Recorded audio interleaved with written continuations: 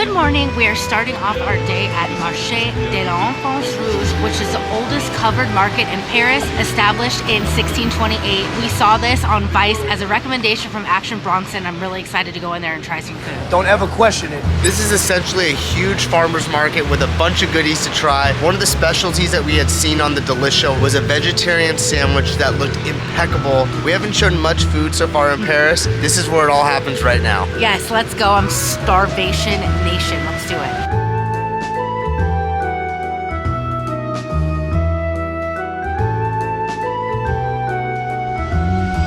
Just ran into a hiccup. The vegan vegetarian sandwich place that we wanted to try. The stand is closed right now, even though it says it's open. So hopefully it opens up, but this is a famous market with much more to eat. So we're gonna go explore and try to get some grub. Hopefully everything's going okay with the people working the stand today. It's a rainy, gloomy day, so maybe they're just running late. There's plenty of other good food here, so let's go munch our way around this place. So it is right between Christmas and New Year's, and a lot of these shops inside of this market are closed. There wasn't like a website or anything to check, but we're still gonna peruse it before we leave. But we went right across to Miam Miam, and it's a special sandwich shop. I actually saw a guy eating one. I'm like, where did you get that sandwich? And apparently it's all the rage because there's a huge line, and it's like a custom sandwich shop and looks amazing.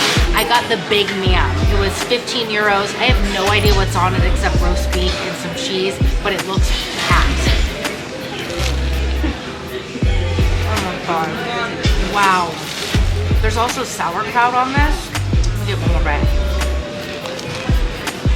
This is so good. It's so many different flavors, and the cheese is very strong. He actually let us sample 2 cheeses, and I chose the stronger cheese. This is amazing. I'm not gonna be able to give more of a review till I dive more in. You guys can't see through the camera, but the smell of this is pungent. It's smacking me in the face. This is like Parisian street food. I saw a couple of those books that they're featured in inside of the restaurant. This is amazing. I'm gonna give this 5 vibes. Wow, wow, wow. Yes. Like Ashley was saying, majority of the food stands in this little market are actually closed until the New Year, so they close before Christmas, and they don't open up until like the 3rd or the 11th, depending on the stand. But that line out there for that sandwich, rule number 1, find the largest line. That's probably the best food. Everyone was lined up for lunch, so it has to be good. And if you guys do come to this market for produce, there's Moroccan food, Lebanese food. The Miam Miam sandwich shop is literally right across the way. You can't miss it. It's in the exact same vicinity. I'm gonna split mine open so you can see exactly what's inside. Look at all this gooey mess in here. Oh my goodness. I actually got the pastrami one, so I cannot wait to eat this. Nick is happy. I love a good sandwich, doesn't matter where you go. And the first test of a sandwich is the bread. This is a nice baguette. I cannot wait to eat this.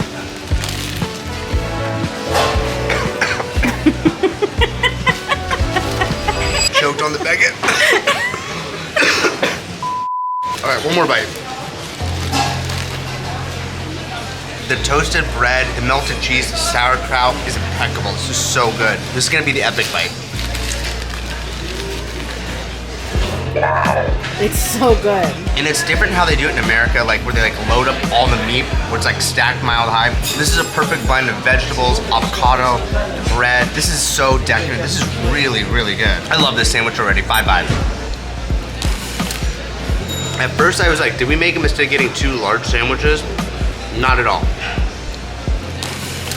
And that sandwich place is really easy to order. Everyone speaks French, but they have a small sandwich and a large sandwich, and we just pointed to ingredients and they came up with this concoction. I love this. Damage has been done. Nothing is left from my sandwich. Ashley, how are you doing on yours? That cheese right? Was so amazing. Like it was just like so fresh and like pungent. Quite pungent. Oh yeah. Stings the nostrils. Pungent. Whatever. Stings the nostrils. Stings the nostrils. That was amazing. Like, I said this before, I can see why there was a line out the window. And Anthony Bourdain always said, ask the locals. There was a local man eating it, and I went up to him and I was like, and he told me about the place, and then we went and ate it. Wow, I just experienced one of the best sandwiches in the world. Agreed. Totally agreed. I'm speechless. Look at it. Nothing left from both of us. One spot that never closes is the cheese spots. I just got slapped in the face with the stinkiest cheese ever. The stinkier the cheese, the better the cheese. It all looks so fresh and smells so good. I've seen people coming in and out just getting pounds and pounds of cheese that I bet they're gonna go home with a fresh baguette and eat cheese and bread, because that's what you do in France. I'm not even mad. That's amazing. I feel like we need to walk off those huge sandwiches. Those stuff. I ate like the largest meal, pretty much more food in the last 2 days I just ate right now. I feel like there's one thing we need to do being Californians. Get on the tin and get out of here! We need to go see Jim Morrison's grave. Jim Morrison's actually buried here in France, and his death is still a mystery. He was buried here, no autopsy, so I feel like we need to go there and check it out. Oh wow, I didn't know that. That's kind of crazy. Wow, it's only 20 minutes from this market, so we're gonna get on public transit since it's super easy to navigate, and we're gonna go check it out. Nick has been talking about visiting his gravesite since we booked this trip, so I'm really pumped for you, babe. So along our trip, I've been finding a ton of different street art everywhere, and Ashley just brought a good point. I've just been taking photos this entire time. I've been finding Space Invader art everywhere. We found them in London, all over France. Here's another one just right over here. If you guys aren't familiar with what it is, Space Invader is a street artist who does little 8-bit art of the video game Space Invader. Here's gonna be a collage of them. I found, I think, at least 8 or 9 right now.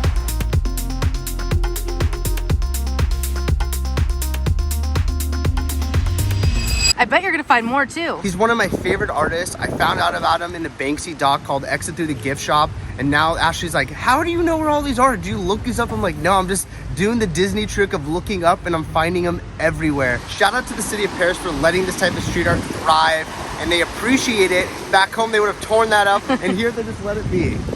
I love that. 1 minute later. So we just got off the metro on the way to find Jim Morrison's grave, and I found 2 more invaders. They're everywhere. This is gonna be number 9 and 10. You guys see it right over there? It's gonna be right there. Boom. Invading Paris, baby. The rain is real. Ashley's umbrella just went inside out for a second. We bought like... Oh, there it is. Don't blow away. Oh. Chill, umbrella.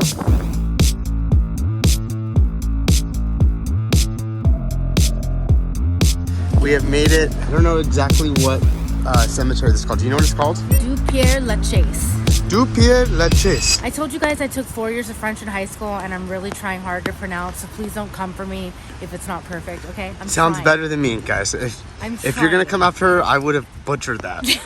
So on the maps, which is kind of crazy, on Google Maps, it'll tell you exactly where it is. But wow, this is incredible.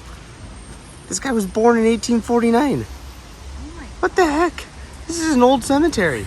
Not to get grim here, but today is a day of death. We're doing this graveyard, and then we're going over to the Paris Catacombs in a few hours, so yeesh. I guess the spooky vibes are real with the mouse vibes. I'm not gonna lie, this is pretty eerie just to see that there's just hundreds and hundreds of grave sites here. It's beautiful, but kind of eerie, and maybe it's the rain and the cloudy weather today, but this is kind of crazy.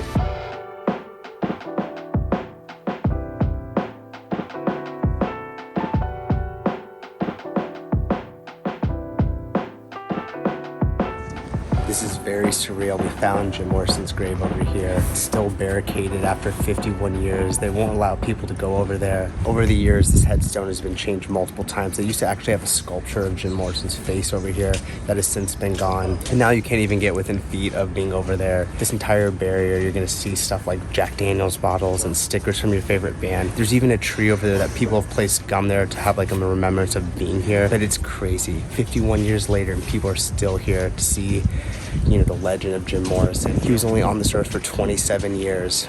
The majority of the people here, you know, including myself, you know, were born well after he was dead. People say that he was buried here, so he didn't have to do an autopsy in the US. So his death still remains a mystery. Yeah, you guys can see this is a very popular tourist attraction with everybody coming to pay their respects. I was just listening to, you know, conversations and picking up what people were saying, and there was a couple from Italy, there was a couple from Scotland, there was a family from America, there was a family from New York. It's like, to Nick's point, like all different people around the world like wanting to see Jim Morrison. A lot of these people weren't even born yet when he passed away. It's just like, it's crazy. In Nick's words, it's heavy. There's that word again, heavy. I feel like his death lives in the same type of folklore as like Marilyn Monroe and that sort of thing. And it seems like they got more famous after they died, which is crazy. Well, to think about how young he was when he died, like 27 years old, you're a little baby. It's just sad. Same with like Amy Winehouse, you know, the 27 Club. Think about all the careers they could have had drugs and alcohol not been involved. It's like, it's just crazy. Got another invader right over here. And this is actually gonna be called the hat trick, guys. There's one right there, one right down here, And then there's the third one right there. How crazy is that? He's all over Paris. While I was finding other Space Invader art, I lost Ashley and we found her right at the pastry shop right over here.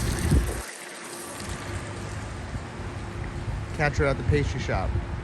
All right, Ashley, how's that pastry? We caught you across the street eating it. Took your breath away? The pastries in the city are so good, and I love pain au chocolat so much. And there was a line in here, and I'm like, it must be good, and this is just divine. It was $1. Oh my gosh. I know, it's so good. Our reservation time is up for the Paris Catacombs, and if you guys do not speak French, they give an audio guided tour as well, so don't worry. This is one of the main things Ashley and I wanted to do. Before booking our trip to Paris, we had to come check it out. It's one of the many marvels of the world and what makes Paris, Paris. Let's go get spooked out. This day has been the spookiest day ever. We went to a graveyard earlier. Might as well go to the Catacomb Mines.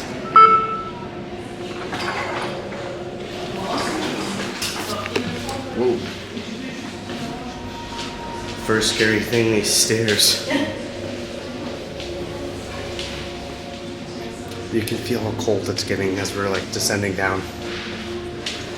What the heck?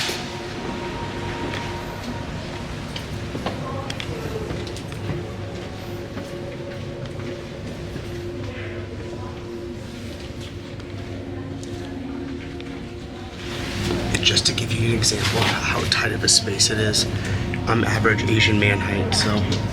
Jean-Pierre Gély, a geologist and expert on subterranean Paris, explains. You have to go back 45 million years.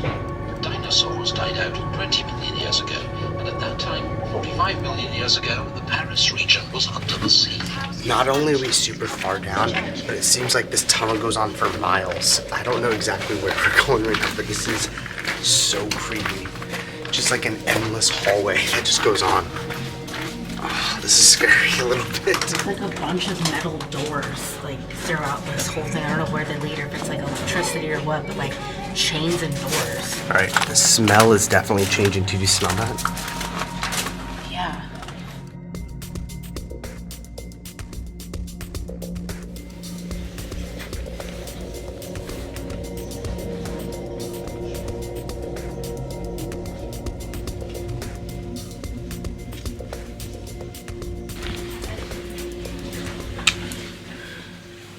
How you feeling, babe? Being nearly 60 feet underground and within inches of 6 million skeletal remains got the best of us and was more overwhelming than we thought. We had initially wanted to vlog the entire experience, but as you can see, it was quiet, cold, and cramped, and it just didn't seem like the right setting to be talking to camera. Oh, here's a fun fact. There are more dead people below the city of Paris than there are walking above. It was really insane to walk the same paths as some French royalty. We aren't really history buffs by any means, but you can feel how old and historic this site really was. Okay, that was one of the coolest, most unique, most overwhelming, intense historical experiences I've ever had. And I just wanted to say, don't come at us for if we butchered a couple of the facts. I was listening to the audio guided tour and trying to give you guys some tidbits, but that's all the more reason to book a trip to Paris and get tickets to the catacombs and experience this yourself. I'm not even a big history buff. Wow, I want to do more research and learn more about this. That was like so cool. I couldn't recommend that enough, and it was 29 euros per person, and there was no time limit in there. We weren't rushed. You can go back and forth and take your time. It was a really good experience. I can't believe that. Come to Paris, come experience the Catacomb Mines for yourself. I mean, I'm not gonna lie, you guys saw the first 10 minutes, especially when we got down to the bones and the human remains. Like, I started crying and I kind of freaked out for a second, and I took a deep breath and like leaned down for a minute and got my bearings. But no, you guys have to experience this for yourself. Like, wow, just one of the best things I've ever done. And I think that's a great place to kind of end our Paris vlog. It is our last night in the city, and you know what Mouse Vibes are gonna do. We're about to go turn up, grab a drink, soak it in, take all of the city in, and I will say, Paris, after visiting, stole my heart. It's one of my favorite cities. It's so beautiful, and the things that really encapsulate it are music, fashion, art, and food, and all things I really, really love. Yeah, I hope you guys enjoyed this Paris vlog. I think this is one of my favorite vlogs that we've ever made. Paris and France has stole my heart. I really loved being here, and we'll catch you over in Amsterdam. If you guys like this travel vlog and you want more, give it a big fat thumbs up, and if not, Thanks for stopping by.